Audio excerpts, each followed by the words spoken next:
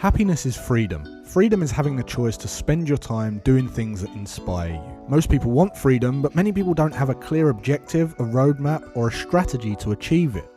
Everyone deserves to live an inspired and free life. I believe that when we're free and able to focus on our most meaningful work, we simply become better human beings. We can give more, care more, support more, and love more. I'm an investor, a trader, and an entrepreneur, and I get to spend every day doing what I love. At the age of 29 years old, I became financially free, and since then my mission has been to help and inspire other people to achieve the same so that they can be more of who they really want to be.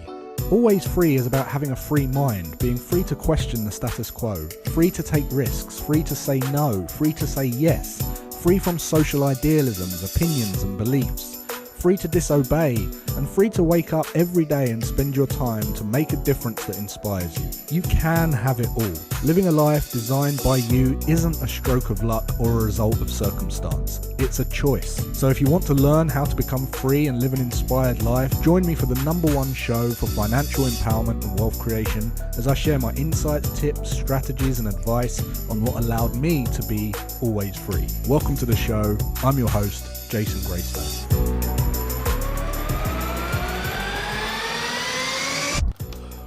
Well, welcome to the Always Free Show. This is the #1 show for financial empowerment and wealth creation. If the first time you're listening, welcome. Definitely go back and check out episode 1 and work your way through. You're gonna get tons of value from these. I hope that's my goal for you, but I appreciate you being here nonetheless. I'm Jason Graystone, the host of the show, and we're gonna be talking about more wealth creation topics. Before I do that, who have we got here today? Let's see who's in. Chris is here, Neil's here, Robbie's here, all the usual suspects. I love the ones that come every week, start typing straight away, engaging in the chat, amazing. I appreciate you all for being here. Eddie McLaughlin, all of the usuals. Rayno, how you doing? Hope everyone's had a good day. I hope you've had a good day. Hope you've all had a good day. Jules, Julianne Muldoon. It's funny, all the people that have won all the hoodies, all the competition winners are here every single week on time, commenting, which is amazing. So appreciate that. Look, this week I want to talk a little bit about a question that I got. So it's a bit of a question of the week. So let me show you what that question was before I go into it. This is the question. It was on Instagram, and it's basically someone who said, I've been enjoying your content, particularly the Facebook group, and recently my son's been struggling at school, and last week that they had some in-laws round, and they were saying if you do well in school, you can have all the nice things that you want. And I disagreed with it. The person who wrote this disagreed with it. So I want to touch on this a little bit. I'm going to remove that. I'll bring on the chat as well.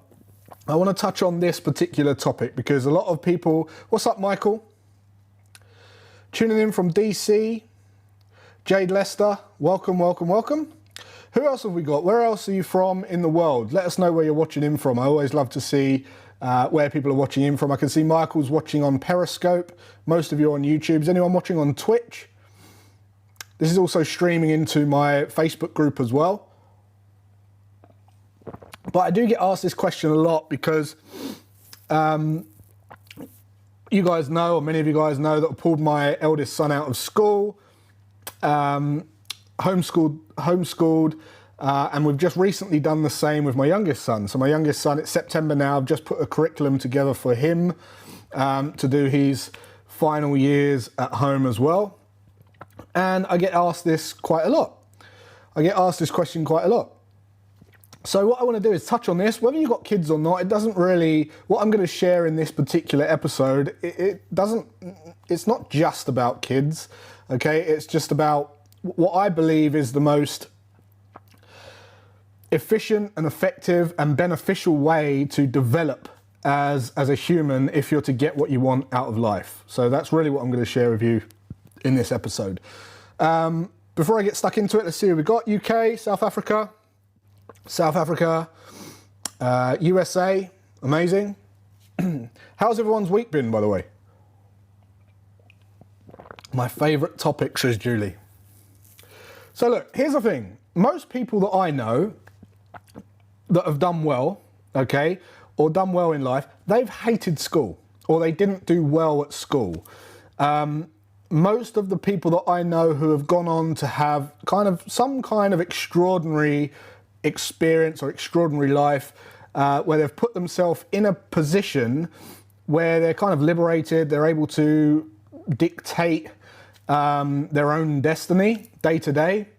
They don't like school. I've found that to be unanimous. I haven't found one successful person in my network, and by the way, I get asked about my network all the time.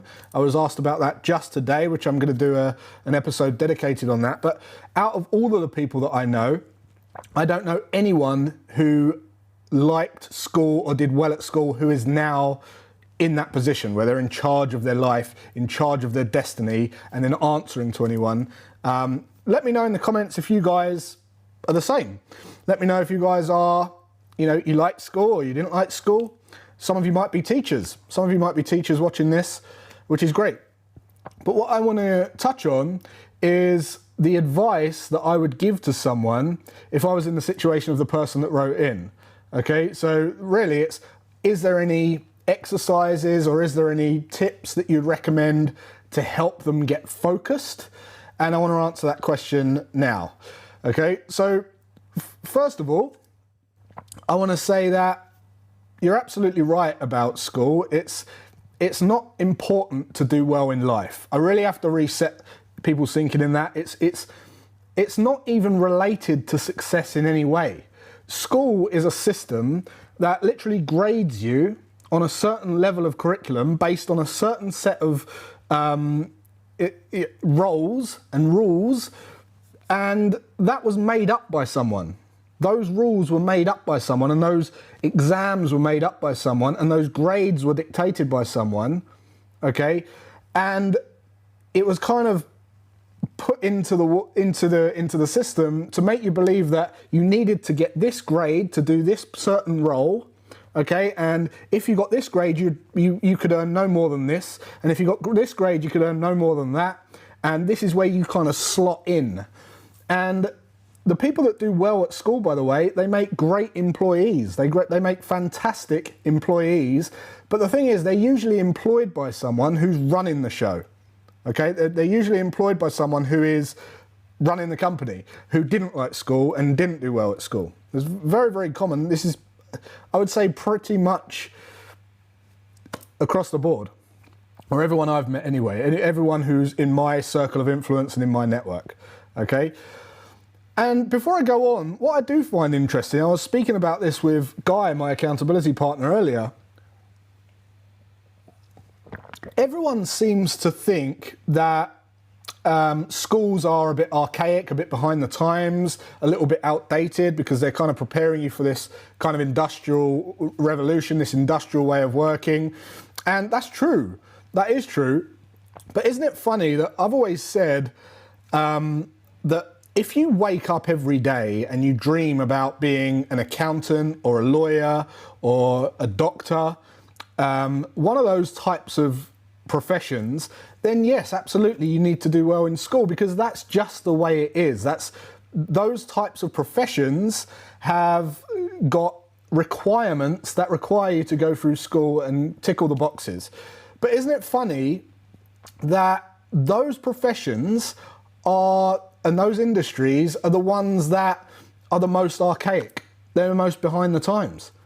It's really, really interesting. Those are the industries that need shaking up the most. They're the ones that everyone says, God, they're so behind, they're so archaic, it's like dinosaurs, they need shaking up. The NHS is way, way behind. When I was dealing with the NHS not so long ago, they still used clipboards, and that was the only method of knowing how many beds were available in the hospital.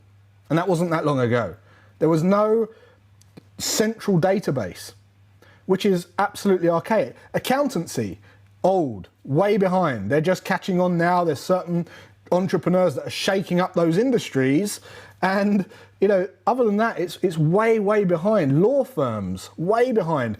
Who's seen the Barrow boys in Fleet Street running the papers down the road, and they've got boxes of papers, and they turn up to the court, and all of these papers have to then get displayed in the courtroom, and then by the time they've done it all, the judge can't be bothered. They want to break. They say, oh no, we'll do it tomorrow. It's adjourned. The kid has to then sack barra them all the way back across town. Why can't they be scanned on a screen? Why can't it be digital and be instant? It's archaic. It's another industry that needs shaking up. So if school's behind and you need a certain grade to slot you in a certain role for those particular professions, but those professions are way behind, people need to wake up and think, right, okay, I'm potentially spending years of my life going through school to then go through college and university to get a job that's way behind that I'm going to be very frustrated in. And I honestly, out of all of the lawyers and all of the accountants and all of the doctors that I've met in my time, I would say 90% of them are frustrated and wish they'd done something else. They were more pushed into that way by their parents. Let me know if you know anyone like that. Let me know if you know anyone like that. Gary says, my kids, all 4 are homeschooled. As a senior, I asked myself, what if actually tried, got straight A's? Evening, Phil. But anyway, look, my advice, I just went off on a bit of a tangent. My advice would be the following. If you've got a son or a daughter, this is the key, okay? Figure out the kid's genius, right? What do they naturally gravitate towards?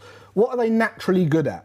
What do they always choose to do and love to do and want to do?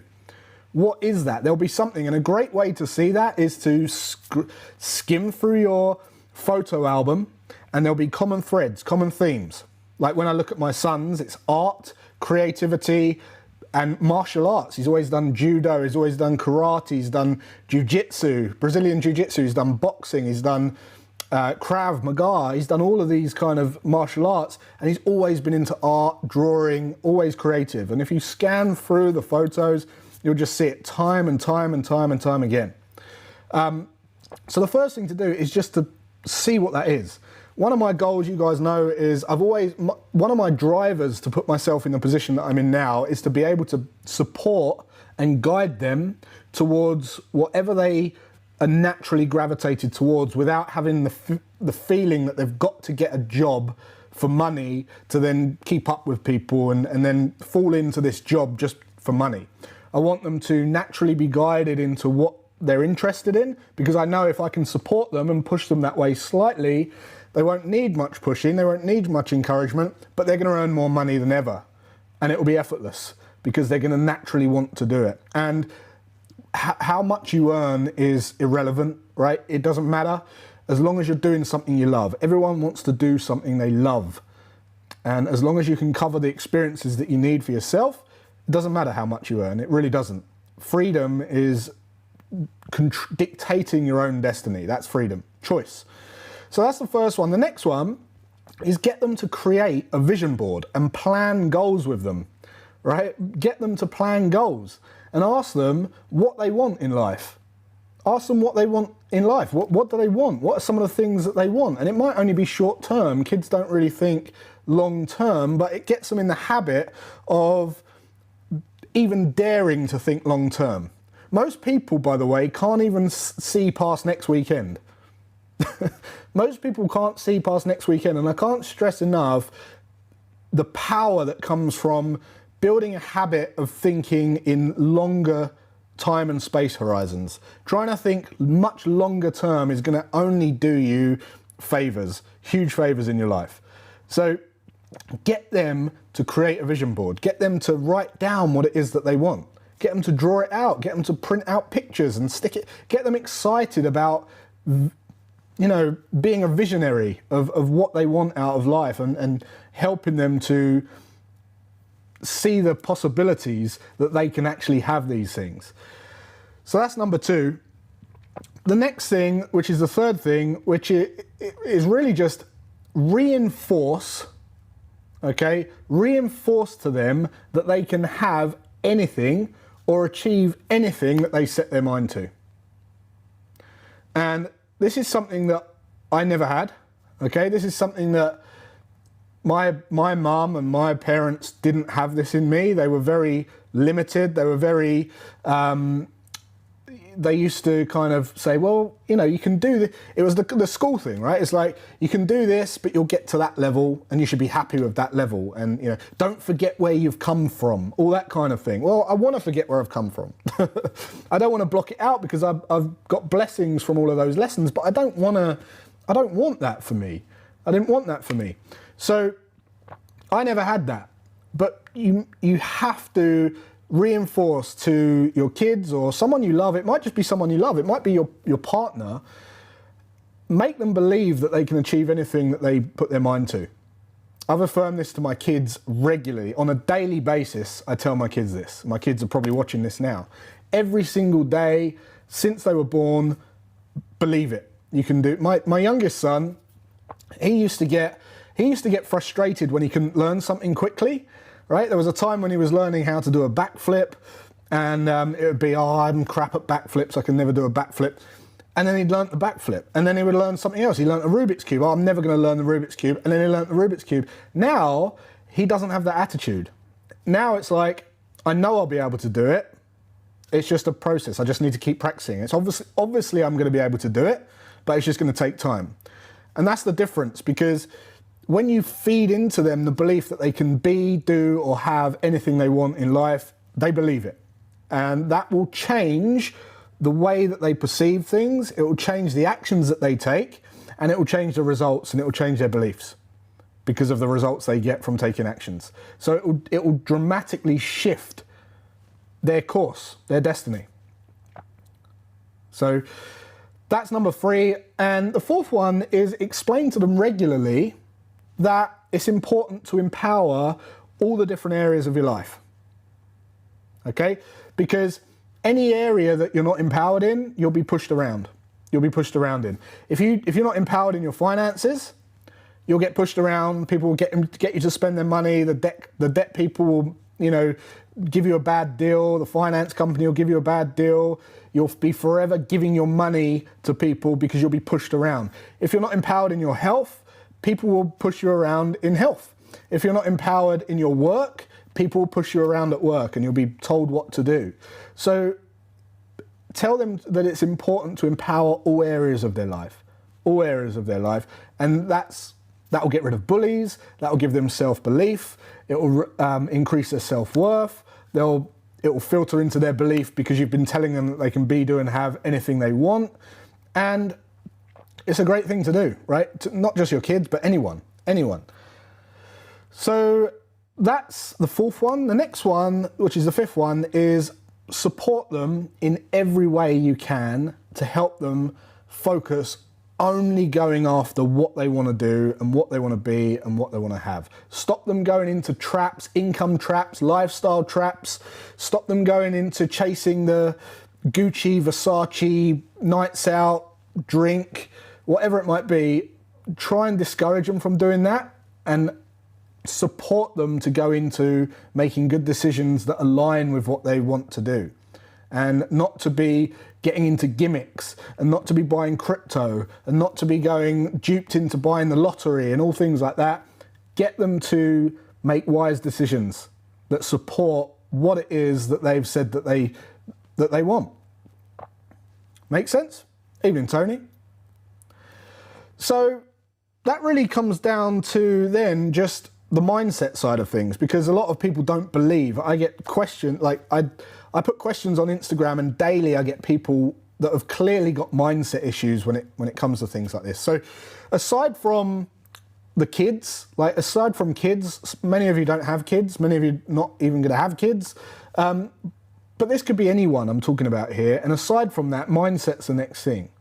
So the thing is, if you can be, do, and have anything you want in life, how do you develop the mindset that complements that and pushes you towards that? So what I want to do is give you kind of a step-by-step strategy for developing a wealth mindset and achieving financial freedom, because this is something that is going to be useful to everyone, not just kids, everyone. And I believe that everyone needs to learn this. I believe that when we know this stuff and we're free and able to focus on our most meaningful work, we become better humans. That is my belief. I believe that 100%, which is why I do this. This is why I do what I do. So the first one is question absolutely everything and do not listen to anyone who hasn't got the results that you want themselves. Okay? Number 2 is figure out your mission and your values and find your natural genius, as I said before. The third one is set up a system for wealth building that only allows you to remove unnecessary emotions such as fear and greed and allows you to build wealth without worrying about emotions. Okay, so set up a wealth liquidity system. I've taught this many, many times on here. Get rid of emotions, fear and greed, and have it automated. The next thing is focus on developing a skill in an area that you're naturally gravitating towards. Develop the skill. Grab it by the horns, develop on it. Obsess on it. Immerse yourself in it. Geek out on it. Really, really go all in and develop a skill in that area. The next one is serve people in that area by having a mindset of service, love, creativity, and go and help someone in that area, which will be extremely fulfilling to you. The next one is continuously ask yourself, what did well and what could you do better? Okay, so what did you do well? What could you do better? Constantly, it's like a self-review. So what's working, what's not working? What's my biggest inefficiency? You know, what was my biggest time waster? What am I going to do about it? How can I continuously get better and better and better? The next one's have a goal much bigger than yourself. And what that does is, I've been over this before, but I did this a couple of weeks back. You have a goal much bigger than yourself. What you do is you avoid the disappointment short term.